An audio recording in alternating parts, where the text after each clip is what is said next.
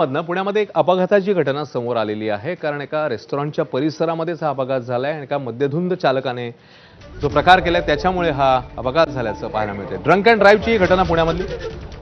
एका मद्यधुंद चालकाने चारचाकी वाहनाने याच रेस्टॉरंटच्या पार्किंग असिस्टंटला उडवलं. यामध्ये सत्येंद्र मंडल या पार्किंग असिस्टंटचा दुर्दैवी मृत्यू झालाय.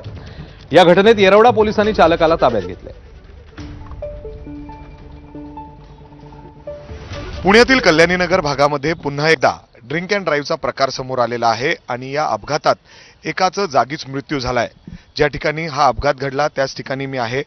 कल्याणीनगर भागातील हा आलिशान ट्वाईट हॉटेल, याच हॉटेलच्या पार्किंगमध्ये हा अपघात घडलेला आहे. जर आपण बघितलं तर इथंच तो नेहमी जो मंडळ आहे, सत्यम मंडळ म्हणून जो मृत्युमुखी पडलेला व्यक्ती आहे, तो इथंच वॅलेच्या पार्किंगमध्ये म्हणजे अर्थात वॅलेचं काम करतो तो असिस्टंट म्हणून.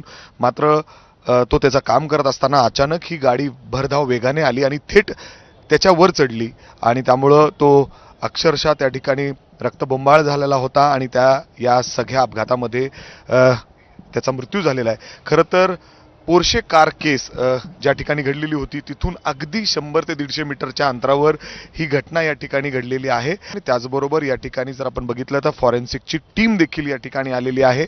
जो एक आलिशान परिसर आहे आणि याच एका मोठ्या हॉटेलच्या बाहेर ट्वाईट हा अपघात घडलेला आहे. खरं तर पुन्हा एकदा ड्रिंक अँड ड्राईव्हचा जो प्रकार घडलेला आहे त्यामुळं पुण्यातील ड्रिंक अँड ड्राईव्हचा हा सगळा जो प्रकार आहे तो पुन्हा एकदा ऐरणीवर आलेला आहे. खरंच सर्वसामान्य लोक जे रस्त्यावर चालतात त्यांचा जीव सुरक्षित आहेत का असा प्रश्न या निमित्ताने निर्माण होतोय.